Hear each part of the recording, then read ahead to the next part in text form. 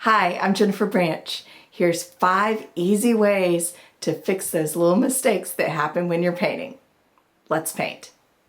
I thought I'd show you 5 little sketches, something that I might do that take about 10 minutes each to do normally, but I've sped them up a lot for YouTube.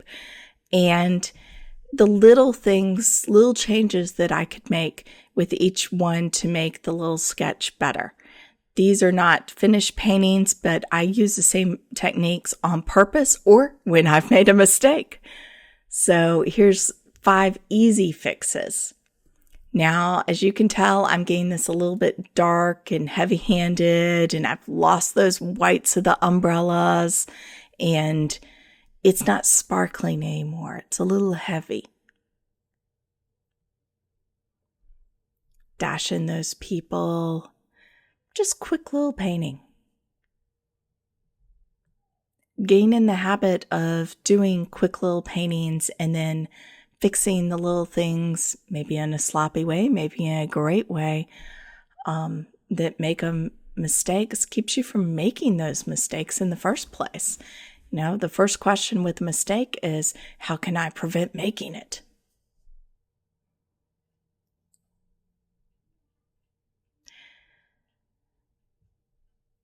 Now here, I'm going to pull out a little bit of color because that's pretty dark for some whitewash to go on, and I'm wanting it very translucent, light color because it's umbrellas and the light shining through them. So my first move is to pull out a little paint. I do this with a rag. If I'm going to be very aggressive with it, definitely use a rag. I might use a paper towel on location just to blot things, but that's about it. And make sure the rag you're using is clean. Now some white gouache right out of the tube. I always have a little bit of that with my sketching kit so that I can make adjustments really quick on the go. And white gouache is much more handy than having some colored gouache because you can tint the white with whatever color you happen to want. Now see how this makes a difference and how it made a difference to pull out the paint a little bit and then do the gouache, because then you have a little bit of the translucency. You're going to lose translucency with the opaqueness of the gouache, so you need that. A little bit to define the people, just a tiny bit of everything. You don't want to be heavy-handed.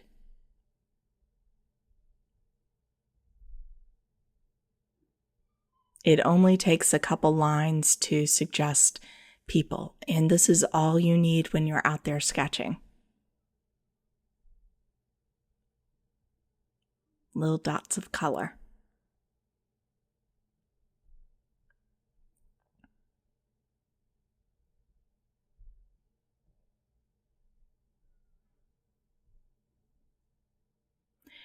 Now the flowers need some lights and highlights because they're sparkling in the sunlight. That's why it's that deep shadow, but I lost some of that. And don't forget that you can mix gouache with the little bit of pigment so you can have pink flowers.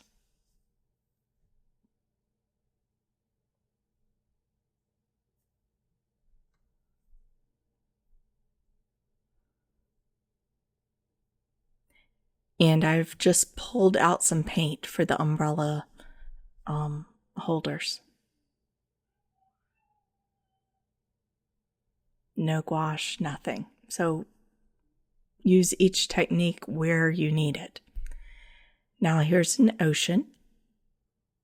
Surf, waves, crashing, lots of color, lots of action. You really have to move your brush when you're painting an ocean. Just let it dance.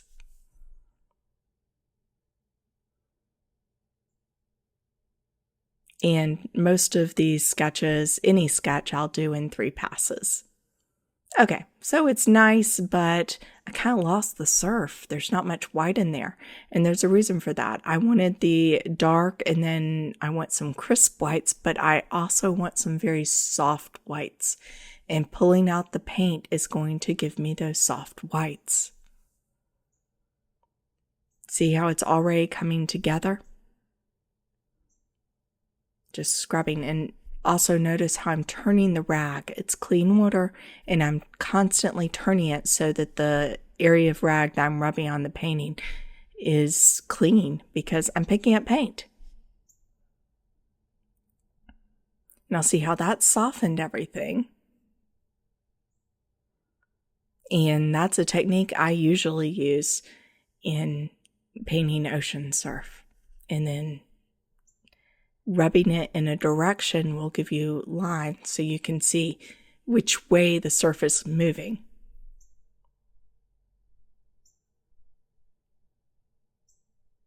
Soften a couple more edges there. The surf is really crushing.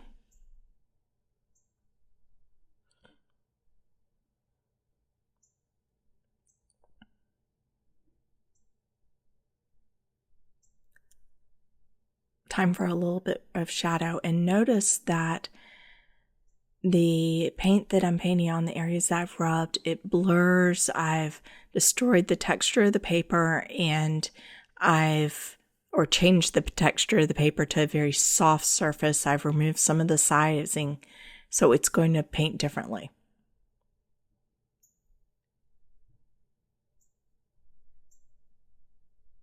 So next is a little bit of gouache.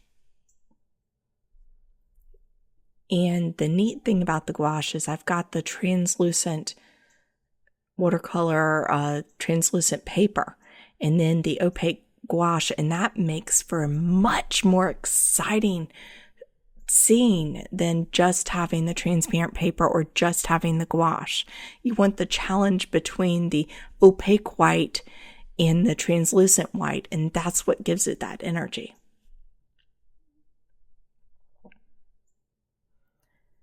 Rubbing it around, and I do like softening some of the edges of the gouache, so it just makes for a nicer texture. You know me, I finger paint. Little droplets of bright white. And in a bigger piece, this is just a little tiny one, as you can tell from my hand size. I would probably splatter that in some areas. And if I want to control where it goes, then I would put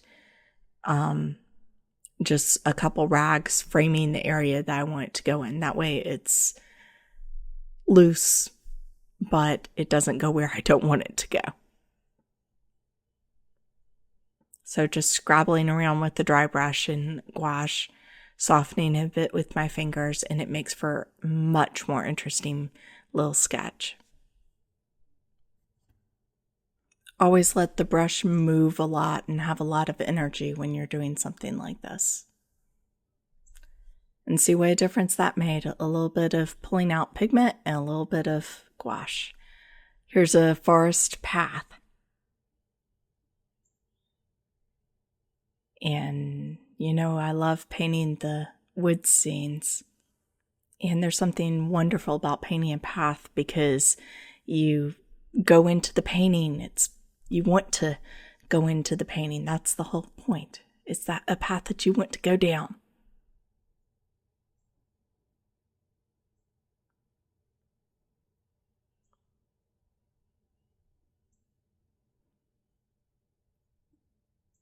And as I said, I paint most of these in 3 washes. I like to have them mostly dry in between, and it just makes for easier painting.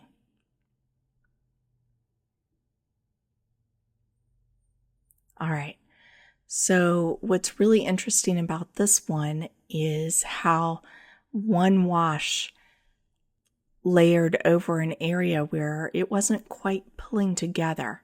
But that one wash of a single pigment, and really using a single pigment instead of a single mix, is your best bet. This is a little bit of ultramarine blue. Will pull an area together, and it's going to redirect your focus where everything was a little scattered before. and now it pulls together. And see, I'm just going over the entire thing with the same color, and I'm redefining my center of interest and pulling you into the painting. Some horizontal lines, of course, make a flat surface lie flat. But I'm also wanting to redirect you a little bit with lines. So I'm using some highlights up here, white gouache mixed with a little bit of yellow. And notice how that's pointing. It's framing the painting, framing the center of interest.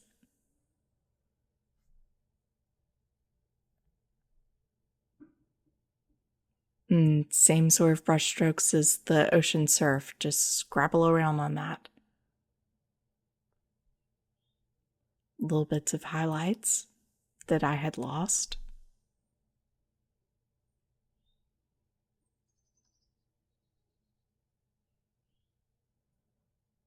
Now I'm redirecting your interest, pulling you into the painting with basically big arrows saying, hey, viewer, this is where I want your eye to go.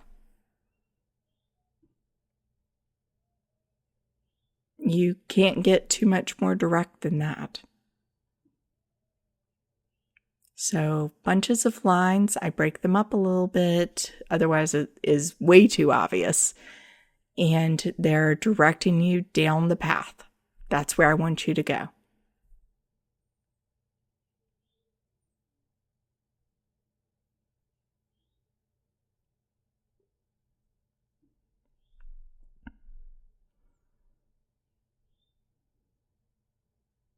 So just a few lines and you're directed towards the center of interest.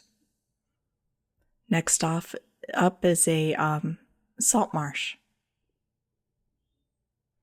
Just a classic salt marsh. Nice grassy green, yellow-green field and the trees in the distance.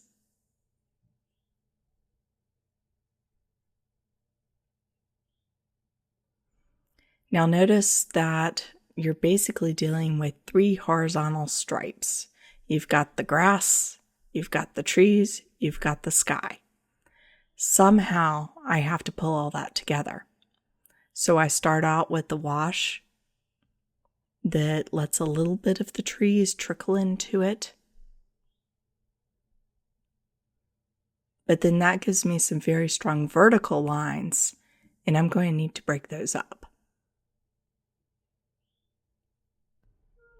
So I break those up using the gouache to do a little bit of the white reflection on the water, and I do some very direct lines in yellow and purples, pulling you into the painting. So everything is aiming towards my center of interest, and there's some very slight diagonals pulling you in, just like the previous path. I'm pulling you down this path. And doing so breaks up the horizontal lines, and it also breaks up those strong verticals that were pulling you out of the painting.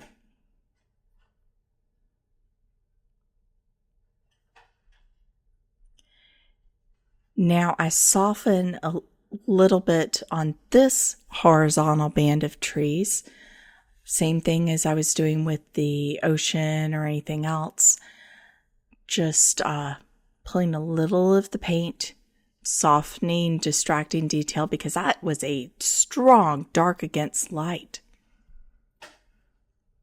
So now I have some arrows pointing you where I want to go, and I've softened the detail so it gives you more of a sense of depth, and it's connecting, not such a separation of those 3 horizontal bands. Couple more lines really points the viewer in. And that's it. Last one. This beautiful magnolia blossom. I'm starting out with just plain negative painting, going around it. Get some lights in, some greens, having some fun with it, but there's a very harsh differentiation between the background sky and the flower, and I'm going to want to soften that. 3 washes seems to be my standard.